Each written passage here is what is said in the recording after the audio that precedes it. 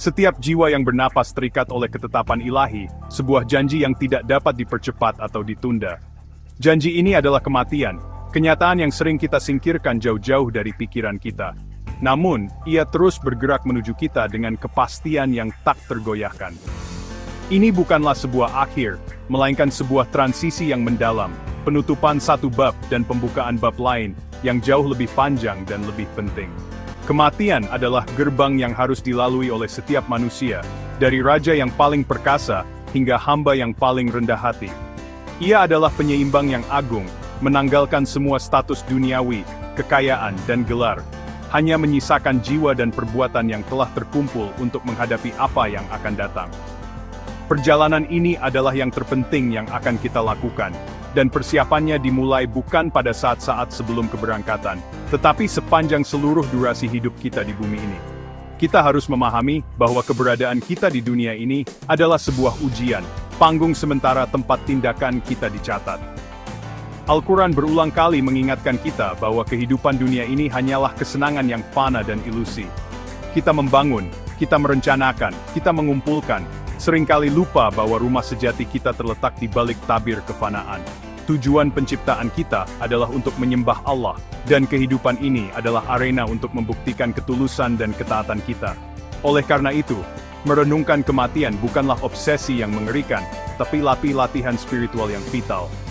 Ini mengarahkan kembali prioritas kita, mengalihkan fokus kita dari kesenangan dunia yang sementara menuju pahala atau hukuman abadi di akhirat. Ini memaksa kita untuk mengajukan pertanyaan-pertanyaan paling penting. Apa yang telah saya persiapkan untuk perjalanan yang tak terhindarkan ini? Apakah yang saya persembahkan kepada Tuhan saya ketika saya berdiri di hadapannya? Perjalanan setelah kematian adalah sebuah kemajuan yang terperinci dan bertahap, dijelaskan dengan cermat dalam Al-Quran dan hadis-hadis sahih Nabi Muhammad Shallallahu Alaihi Wasallam. Ini bukanlah lompatan ke dalam kegelapan yang tidak diketahui, tetapi jalan yang diterangi oleh wahyu ilahi bagi mereka yang mencari ilmu. Dari napas terakhir sakaratul maut, hingga pertanyaan di dalam kubur, perkumpulan di hari kiamat, penimbangan amal, dan penyeberangan jembatan Syirat, setiap langkah telah dijelaskan kepada kita. Pengetahuan ini tidak dimaksudkan untuk melumpuhkan kita dengan ketakutan, tetapi untuk memotivasi kita menuju tindakan yang benar. Ini berfungsi sebagai pengingat konstan bahwa setiap pilihan yang kita buat, setiap kata yang kita ucapkan, dan setiap tindakan yang kita lakukan memiliki konsekuensi abadi yang beriak jauh melampaui keberadaan fana kita. Oleh karena itu, marilah kita merangkul kenyataan kematian bukan dengan ketakutan, tetapi dengan kebijaksanaan seorang musafir yang sedang mempersiapkan ekspedisi yang panjang dan krusial. Seorang musafir yang bijak hanya mengemas apa yang diperlukan dan bermanfaat untuk perjalanan di depannya. Untuk perjalanan menuju akhirat, bekal kita bukanlah kekayaan materi atau pengaruh duniawi, melainkan iman, amal saleh, taubat yang tulus, dan hati yang dipenuhi dengan cinta dan rasa takut kepada Allah. Inilah mata uang sejati akhirat.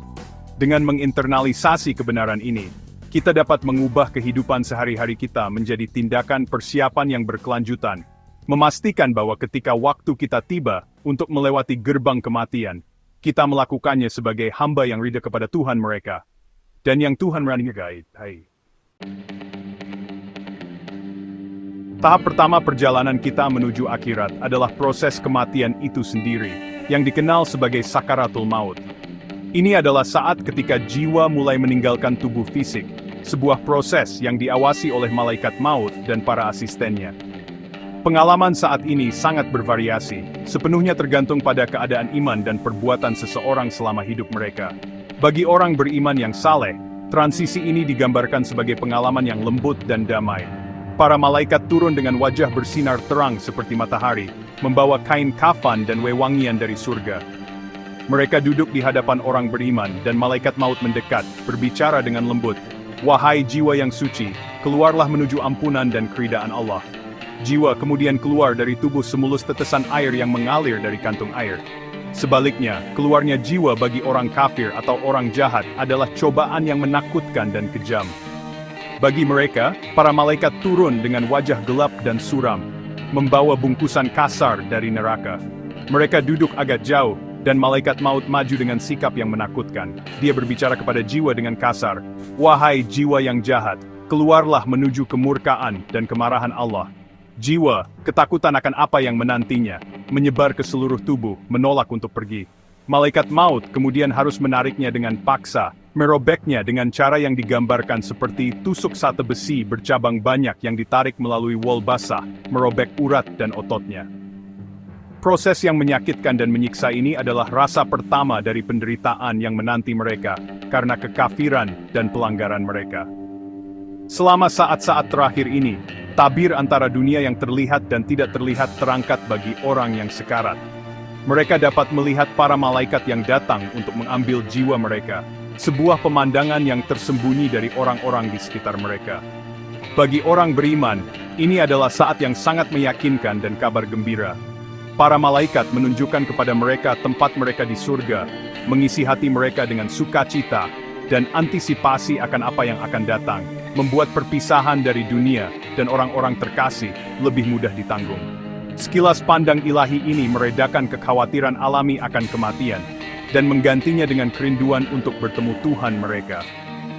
Ini adalah tindakan belas kasihan terakhir dari Allah bagi hambanya yang taat, sebuah konfirmasi bahwa upaya mereka di dunia ini tidak sia-sia, dan bahwa pahala yang luar biasa menanti mereka. Sebaliknya, bagi orang kafir, terangkatnya tabir tidak membawa apa-apa selain kengerian dan keputusasaan. Mereka ditunjukkan tempat yang telah ditentukan di neraka, dan pemandangan itu memenuhi mereka dengan ketakutan dan penyesalan yang tak terbayangkan. Pada titik ini, mereka berharap dapat kembali ke dunia, bahkan untuk sesaat, untuk melakukan satu perbuatan baik, tetapi sudah terlambat. Pintu tobat telah tertutup, dan waktu untuk bertindak telah berlalu. Gambaran menakutkan tentang hukuman abadi mereka ini menandai awal dari siksaan mereka. Perbedaan mencolok dalam dua pengalaman ini, berfungsi sebagai pelajaran yang kuat bagi orang yang hidup. Tindakan kita hari ini secara langsung membentuk sifat saat-saat terakhir kita di bumi ini. Kita harus berusaha untuk menjalani kehidupan yang penuh iman dan kebenaran, agar kepergian kita menjadi kedamaian dan kabar gembira, bukan kekerasan dan keputusasaan. Setelah ruh dicabut dari jasad dan prosesi pemakaman selesai, seseorang akan memasuki fase selanjutnya dari perjalanan alam kubur, yang dikenal sebagai alam barzakh. Ini adalah kondisi keberadaan sementara, masa penantian antara kematian dan hari kebangkitan. Ini bukan keadaan tidak ada atau tidur, tetapi kenyataan sadar di mana ruh mengalami break time, kebahagiaan surga, atau break time William, siksaan api neraka. Kubur adalah persinggahan pertama akhirat, dan keadaannya adalah akibat langsung dari kehidupan seseorang di dunia. Bagi orang yang saleh, kubur menjadi taman yang luas dan terang dari taman-taman surga. Bagi orang yang durhaka, kubur menjadi lubang yang gelap dan sempit dari lubang-lubang neraka. Tak lama setelah pemakaman, setiap individu akan didatangi oleh dua malaikat yang perkasa, bernama Munkar dan Nakir. Penampilan mereka digambarkan menakutkan, dan tujuan mereka adalah untuk melakukan ujian pertama dan paling mendasar di akhirat. Mereka akan mendudukan orang yang meninggal di kuburnya dan mengajukan 3 pertanyaan penting yang menentukan nasib mereka di barzakh. Person sitting alone in a grave, solitary figure in a small stone-walled room, close-up of thoughtful face in dim light. Siapa Tuhanmu? Wama dinuka? Apa agamamu? Wama hadhar rajul alladhi buitha fikum. Siapa orang yang diutus di antara kalian ini? Bagi orang beriman sejati, yang menjalani hidup mereka sesuai dengan jawaban tersebut, Allah akan mengaruniakan keteguhan kepada mereka. Mereka akan menjawab dengan percaya diri dan mudah. Confident person speaking with calm expression, group affirming together in prayer. Tuhanku adalah Allah, agamaku adalah Islam. Dan orang yang diutus di antara kami adalah Muhammad Rasulullah. Setelah memberikan jawaban yang benar, suara dari langit akan menyatakan, "Hamba-Ku telah berkata benar." Kubur orang beriman kemudian akan diubah menjadi tempat kenyamanan dan kegembiraan. Kubur itu akan diperluas sejauh mata memandang dan dipenuhi cahaya. Pintu surga akan dibukakan bagi mereka, memungkinkan angin sepoi-sepoi yang harum dan aroma yang indah mengalir masuk. Dan mereka akan diperlihatkan rumah abadi mereka di dalamnya. Mereka akan diberi pakaian dari surga dan tempat tidur yang nyaman. Dalam keadaan bahagia ini, mereka akan dengan penuh semangat menanti datangnya hari kiamat. Berdoa, "Ya Tuhan, percepatlah kiamat agar aku dapat bersatu kembali dengan keluargaku dan hartaku di surga." Inilah balasan yang dikenal sebagai kenikmatan kubur atau Naim al-Qabr. Namun, bagi orang kafir atau munafik, pertemuan ini akan menjadi teror dan kebingungan yang luar biasa. Ketika dihadapkan dengan pertanyaan dari Munkar dan Nakir, mereka akan terdiam karena ketakutan dan ketidaktahuan. Meskipun mungkin mengetahui jawabannya secara intelektual dalam kehidupan dunia mereka, ketidakpercayaan hati mereka akan mencegah mereka mengatakan yang sebenarnya. Mereka akan tergagap dan berkata, "Aku tidak tahu. Aku mendengar orang-orang mengatakan sesuatu, jadi aku mengatakannya juga." Atas kegagalan ini, suara dari langit akan menyatakan, "Hambaku telah berbohong." Kubur mereka kemudian akan menyempit, meremukkan tulang rusuk mereka, dan akan dipenuhi kegelapan. Pintu neraka akan dibuka, mengeluarkan panas yang menyengat dan bau busuk. Mereka akan dipukul dengan palu besi, pukulan yang begitu parah sehingga jika sebuah gunung dipukul dengannya, gunung itu akan hancur menjadi debu. Inilah siksa kubur, atau Adhab al-Qabr. Awal yang menakutkan dari siksaan abadi yang menanti.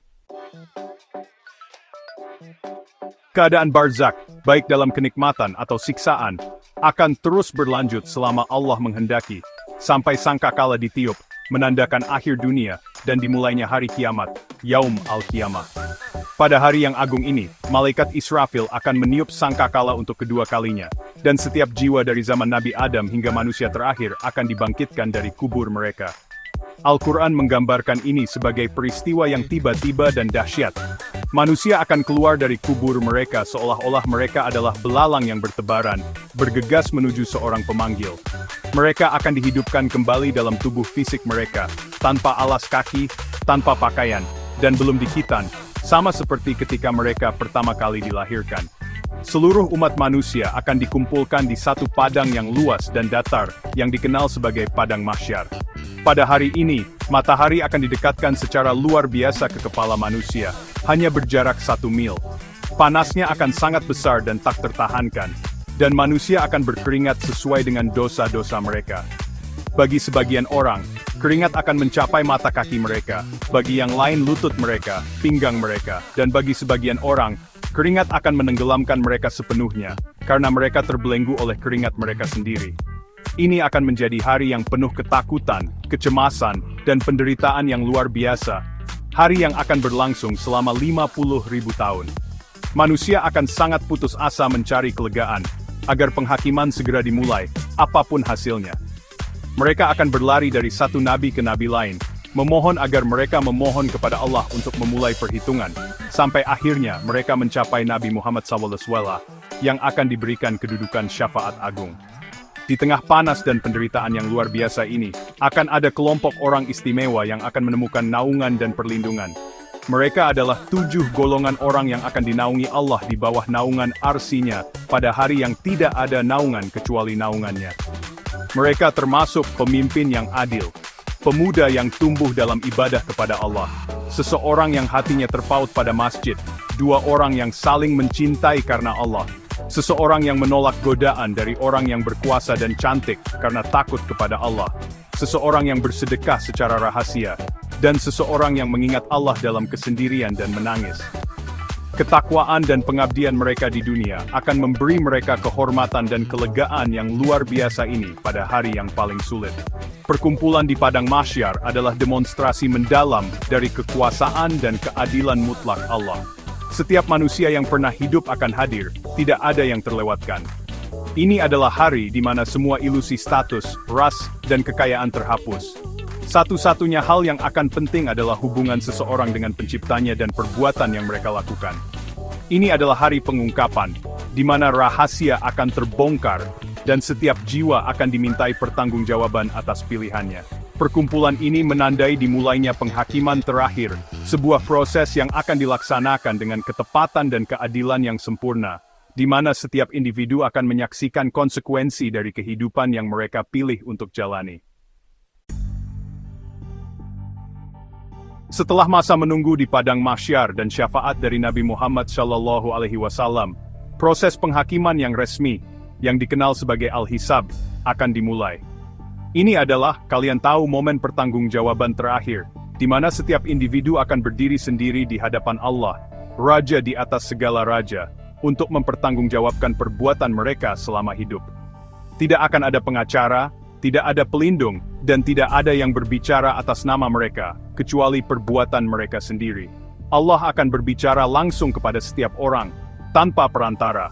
Mereka akan ditanya tentang hidup mereka, dan bagaimana mereka menghabiskannya, masa muda mereka, dan bagaimana mereka menggunakannya, harta mereka, dan bagaimana mereka mendapatkannya, serta membelanjakannya, dan ilmu mereka, dan bagaimana mereka mengamalkannya. Setiap detail akan diungkapkan. Elemen utama dari penghitungan ini adalah penyerahan kitab catatan amal. Setiap tindakan, setiap kata, setiap pikiran, baik atau buruk, besar atau kecil, telah dicatat dengan teliti oleh malaikat mulia, kiraman katibin. Pada hari itu, setiap orang akan diberikan kitab mereka. Orang beriman yang saleh akan menerima kitabnya di tangan kanan, sebuah tanda kehormatan dan keberhasilan. Mereka akan sangat gembira dan akan berseru kepada orang lain, "Ini, bacalah catatanku. Sesungguhnya aku yakin bahwa aku akan menemui perhitunganku." Ini menandakan hasil yang baik dan masuknya mereka ke dalam kehidupan yang penuh kenikmatan. Wajah mereka akan berseri-seri dengan sukacita dan kelegaan, mengetahui bahwa usaha mereka telah diterima dan keselamatan mereka sudah dekat. Sebaliknya, orang kafir dan pendosa akan diberikan kitabnya di tangan kiri, atau dari belakang punggung mereka, sebuah tanda kehinaan dan kehancuran total. Setelah melihat catatan pelanggaran, penolakan, dan kesombongan mereka, mereka akan dipenuhi dengan penyesalan dan keputusasaan yang luar biasa. Mereka akan berteriak dengan kesedihan, "Oh, seandainya saja aku tidak diberikan catatanku, dan tidak mengetahui apa perhitunganku. Seandainya saja kematianku adalah akhir dari segalanya." Mereka akan melihat setiap dosa yang mereka coba sembunyikan, setiap ketidakadilan yang mereka lakukan, dan setiap saat kelalaian yang terungkap. Kitab ini akan menjadi saksi yang tak terbantahkan terhadap mereka, tidak memberi mereka ruang untuk berdebat atau beralasan. Setelah penyerahan kitab, amal perbuatan akan ditimbang di mizan, timbangan keadilan. Ini adalah timbangan nyata, fisik, dengan ukuran yang sangat besar, dengan dua piringan, yang didirikan untuk menimbang perbuatan manusia dengan akurasi sempurna. Tidak ada yang akan terlewatkan, bahkan seberat atom kebaikan atau kejahatan. Perbuatan baik akan ditempatkan di satu piringan, dan perbuatan jahat di piringan lainnya. Bagi mereka yang timbangan amal baiknya berat, mereka adalah orang-orang yang berhasil, yang ditakdirkan untuk surga. Tapi bagi mereka yang timbangan amal baiknya ringan, mereka telah merugikan diri sendiri, dan akan ditakdirkan untuk neraka. Proses ini, kalian tahu, menekankan keadilan Allah yang mutlak dan tidak memihak, di mana setiap jiwa dibalas dengan tepat, sesuai dengan apa yang telah mereka peroleh. Setelah perhitungan selesai dan nasib setiap orang ditentukan oleh timbangan keadilan, rintangan besar terakhir sebelum mencapai tempat tinggal abadi adalah melewati Syirat. Ini adalah jembatan yang terbentang di atas seluruh neraka. Dan sejujurnya, ini adalah satu-satunya jalan menuju surga. Setiap orang, baik yang beriman maupun yang tidak beriman, harus mencoba melintasinya. Gambaran jembatan ini dari Nabi Muhammad SAW sungguh menakutkan. Dikatakan lebih tajam dari pedang, lebih tipis dari rambut, dan sangat licin, dengan kait dan penjepit di sisinya yang akan menyambar orang sesuai dengan perbuatan mereka. Di bawahnya berkobar jurang jahanam yang berapi-api, pemandangan hukuman, dan siksaan yang mengerikan. Cara orang melintasi Syirat akan sangat bervariasi, mencerminkan kualitas perbuatan dan tingkat keimanan mereka di kehidupan dunia. Orang-orang beriman yang saleh, yang hidupnya dipenuhi ketaatan dan cahaya, akan melintasinya dengan kecepatan yang menakjubkan. Beberapa akan melewatinya dalam sekejap mata, beberapa seperti kilat, beberapa seperti embusan angin, dan beberapa seperti kuda atau unta yang cepat. Kecepatan mereka adalah manifestasi langsung dari cahaya iman mereka. Semakin kuat iman mereka dan semakin saleh perbuatan mereka, semakin cepat dan aman perjalanan mereka. Nabi Muhammad dan umatnya akan menjadi yang pertama melintas, dan para nabi akan berdiri di sisi Syirat, berdoa, "Ya Allah, berikanlah mereka keselamatan, berikanlah mereka keselamatan." Bagi yang lain, perjalanan akan jauh lebih berbahaya. Beberapa orang beriman, yang telah melakukan dosa yang belum sepenuhnya mereka sesali, akan berjuang untuk melintas. Mereka akan bergerak perlahan, mungkin merangkak dengan tangan dan lutut. Kait dan penjepit, yang mewakili dosa-dosa masa lalu mereka, akan menjerat dan melukai mereka. Tetapi dengan rahmat Allah, mereka akhirnya akan berhasil sampai ke sisi lain, disucikan dari pelanggaran yang tersisa. Perjalanan sulit ini berfungsi sebagai pembersihan terakhir bagi orang-orang beriman sebelum mereka layak memasuki gerbang surga yang murni. Ini adalah pengalaman yang mengerikan, tetapi pada akhirnya mengarah pada keselamatan bagi mereka yang berpegang teguh pada inti iman mereka. Namun, nasib orang-orang kafir dan munafik sudah ditentukan di jembatan ini. Karena tidak memiliki cahaya iman untuk membimbing langkah mereka, mereka tidak akan dapat melihat jalan mereka melintasi jalan yang gelap dan berbahaya. Saat mereka mencoba melintas, kaki mereka akan tergelincir, dan kait akan menyambar mereka, dan menjatuhkan mereka ke dalam api neraka yang mengamuk di bawah. Mereka akan jatuh ke kedalaman jahanam, tempat mereka akan tinggal selamanya. Oleh karena itu, penyeberangan Syirat adalah pemisahan terakhir yang jelas antara penghuni surga dan penghuni neraka. Ini adalah manifestasi fisik dari perjalanan spiritual kehidupan. Mereka yang berjalan di jalan yang lurus di dunia ini akan berhasil melintasi jalan yang lurus menuju surga. Sementara mereka yang menyimpang akan menemukan diri mereka jauh ke dalam jurang. Begitu para orang beriman berhasil melewati Syirat, mereka akan mencapai tujuan akhir mereka, surga atau jannah. Tapi sebelum masuk, mereka akan dikumpulkan di suatu tempat bernama Kantara, jembatan antara Syirat dan surga, di mana setiap keluhan atau perasaan tidak enak yang tersisa di antara mereka akan diselesaikan. Ini memastikan bahwa setiap jiwa memasuki surga dengan hati yang benar-benar murni, bebas dari jejak dendam atau kebencian terhadap sesama orang beriman. Mereka akan masuk sebagai saudara dan saudari, bersandar di singgasana, saling berhadapan dalam harmoni yang sempurna. Pemurnian terakhir ini sangat penting, karena surga adalah tempat kedamaian dan kesempurnaan mutlak, di mana tidak ada hal negatif yang bisa ada. Surga adalah alam keindahan yang tak terbayangkan, dan kebahagiaan abadi, sebuah hadiah bagi mereka yang beriman dan melakukan perbuatan baik. Penjelasannya dalam Al-Quran dan Sunnah dimaksudkan untuk menumbuhkan kerinduan yang mendalam di dalam hati kita. Ini adalah tempat dengan sungai-sungai air murni, susu, anggur yang tidak memabukkan, dan madu murni. Ia memiliki taman-taman yang di bawahnya mengalir sungai-sungai ini, istana-istana megah, dan tanaman hijau yang subur. Penghuni surga akan memiliki apapun yang diinginkan hati mereka dan apapun yang mereka minta. Tidak akan ada lagi kematian, kesedihan, penyakit, rasa sakit, dan kesulitan. Mereka akan dipertemukan kembali dengan anggota keluarga mereka yang saleh, dan akan menikmati persahabatan para nabi dan orang-orang yang paling jujur. Namun, pahala terbesar dari semua itu adalah kebahagiaan tertinggi melihat wajah Allah, sebuah kehormatan yang akan melampaui semua kesenangan lainnya. Di sisi lain, Syirat terletak nasib mereka yang gagal menyeberang neraka jahanam.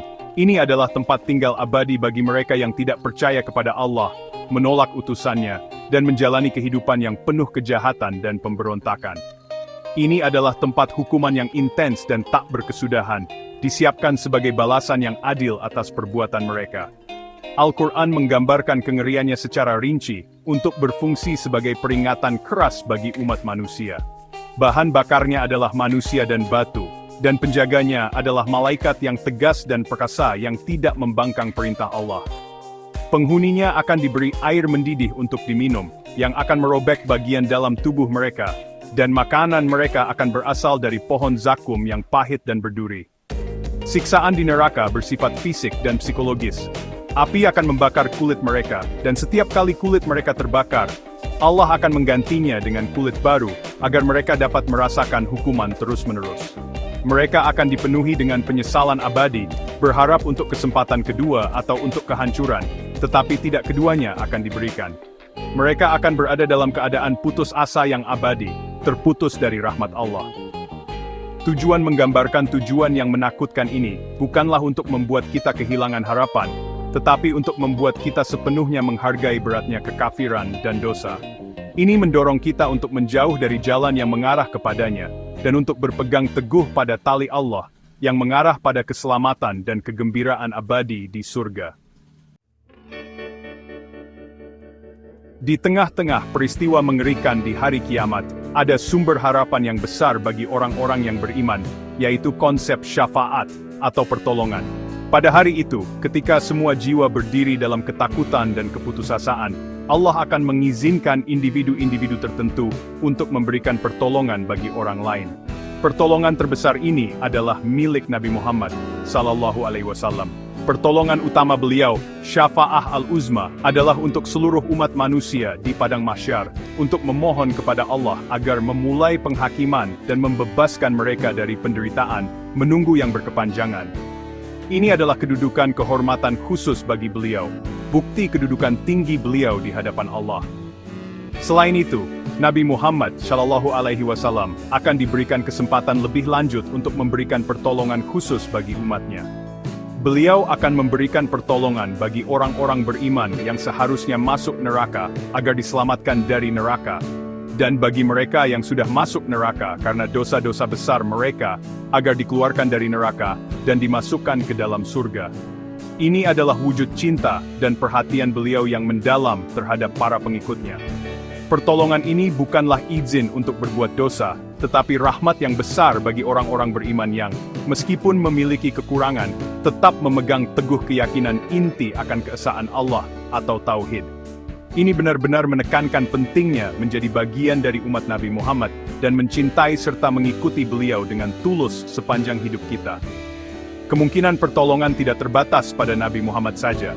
Allah, dengan rahmatnya yang tak terbatas, juga dapat memberikan izin kepada nabi-nabi lain, para malaikat, para syuhada, dan bahkan orang-orang beriman yang saleh untuk saling memberikan pertolongan.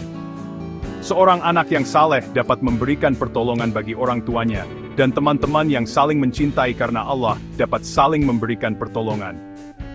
Ini menyoroti nilai persahabatan yang baik dan membesarkan anak-anak yang saleh. Namun, penting untuk dipahami bahwa tidak ada pertolongan yang dapat terjadi tanpa dua syarat izin Allah bagi orang yang memberikan pertolongan untuk berbicara, dan keridhaan Allah terhadap orang yang diberikan pertolongan.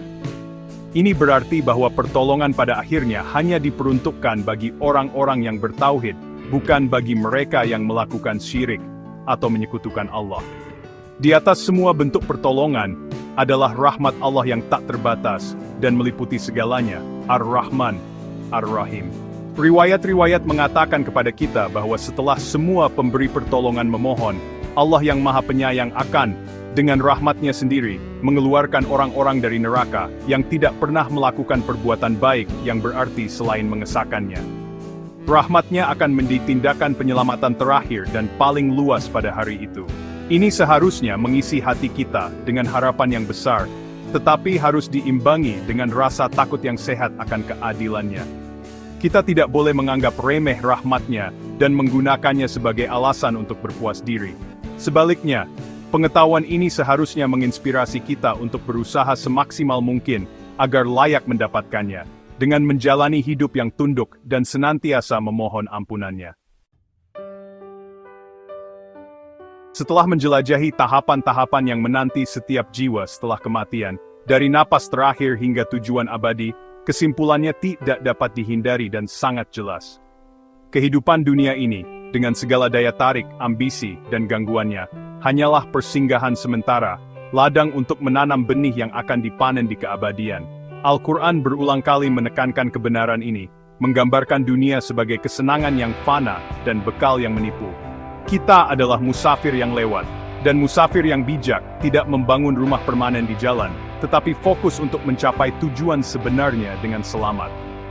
Kehidupan kita yang sebenarnya, kehidupan yang kekal, adalah kehidupan akhirat. Pemahaman ini harus menjadi landasan pandangan hidup kita, membentuk keputusan, prioritas, dan perilaku sehari-hari kita. Jika kita benar-benar memahami bahwa kita akan berdiri di hadapan Allah untuk mempertanggungjawabkan setiap saat, itu akan merevolusi keberadaan kita. Kita akan menjadi lebih sadar akan salat kita, lebih dermawan dengan harta kita, lebih jujur dalam perkataan kita, dan lebih adil dalam berurusan dengan orang lain. Ketakutan akan siksa kubur dan api neraka akan menjadi penghalang yang kuat dari dosa, sementara kerinduan akan kebahagiaan kubur dan taman surga akan menjadi motivasi terbesar kita untuk berbuat kebaikan. Persiapan untuk akhirat bukanlah tugas yang harus ditunda hingga usia tua, Itu adalah tujuan mendesak dan utama dari setiap hari yang kita diberkati. Bekal yang paling penting untuk perjalanan ini adalah iman yang tulus dan amal saleh. Namun sebagai manusia, kita rentan terhadap kesalahan dan dosa. Disinilah pintu taubat, atau pertobatan yang tulus menjadi penyelamat kita. Allah Maha Pengampun, Maha Penyayang, dan Dia mencintai mereka yang kembali kepadanya. Tidak peduli berapa banyak dosa yang telah dilakukan seseorang, pintu taubat selalu terbuka selama seseorang masih hidup, dan matahari belum terbit dari barat. Kita harus bersegera mencari ampunan, memperbaiki cara kita, dan mengganti perbuatan buruk kita dengan perbuatan baik. Proses penilaian diri dan pertobatan yang berkelanjutan ini adalah ciri khas seorang mukmin yang serius tentang hasil akhirnya. Biarkan pengetahuan ini menjadi katalisator perubahan. Biarkan itu membangunkan kita dari tidur kelalaian kita, dan menginspirasi kita untuk menjalani hidup yang bertujuan, hidup dalam persiapan untuk bertemu Tuhan kita. Mari kita berinvestasi dalam mata uang yang memiliki nilai di akhirat. Salat, sedekah, kebaikan, kesabaran, dan ibadah yang tulus hanya kepada Allah. Ingatlah sabda Nabi Muhammad, semoga kedamaian besertanya, jadilah di dunia ini seolah-olah kamu adalah orang asing atau musafir. Perjalanan itu panjang dan tujuannya abadi. Mari kita siapkan beketakwaan dan amal saleh kita, sehingga ketika panggilan untuk pergi akhirnya tiba, kita dapat menghadapi perjalanan dengan harapan dan keyakinan, siap untuk memasuki rahmat abadi pencipta kita. Dunia ini sementara, tetapi akhirat selamanya.